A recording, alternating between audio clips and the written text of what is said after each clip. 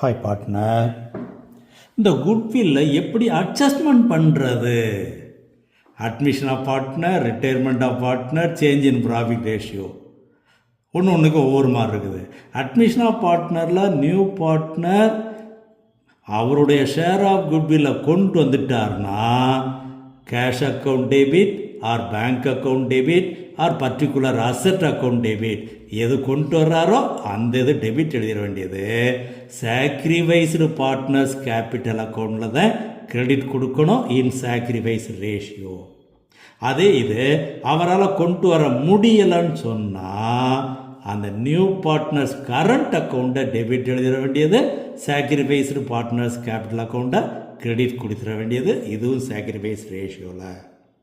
அதே இது பார்ட்னர்ஸுக்குள்ள ரேஷியோவை சேஞ்ச் பண்ணுறாங்க, சேஞ்ச் இன் ப்ராஃபிட் ரேஷியோ வரும்போது யாருக்கு கெயின் யாருக்கு சாக்ரிஃபைஸ்னு கண்டுபிடிக்கணும்.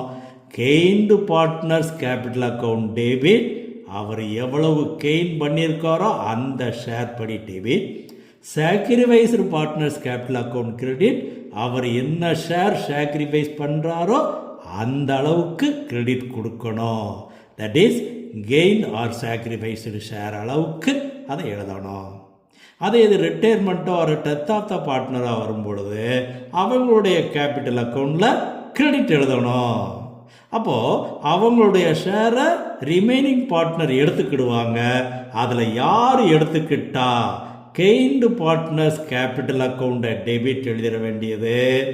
ரிட்டையர்டோ ஆர் டிசீஸ்டு பார்ட்னர்ஸோ அவங்க கேபிட்டல் அக்கௌண்ட்டை கிரெடிட் எழுதிக்கிட வேண்டியது. இது எல்லாமே நம்ம அட்மிஷன் ரிட்டையர்மெண்ட்டில் படிச்சிருக்கிறோம். அது தெளிவாக பார்த்துக்கோ. Okay, I like you partner.